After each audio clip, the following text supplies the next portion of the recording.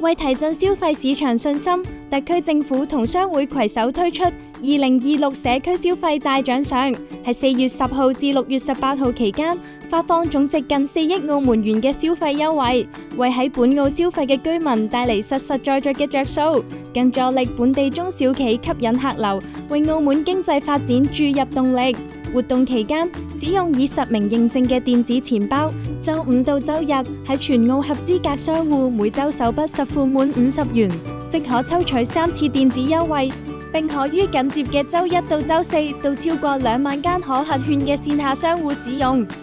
而周一到周四，透過電子錢包喺可核券嘅商戶單筆實付滿50元，更可自動參加每周抽獎以及終極大抽獎。持長者卡或殘疾卡人士，除咗上述嘅電子優惠外，更可額外享有500元消費立減優惠。詳情請瀏覽活動專頁或致電查詢熱線。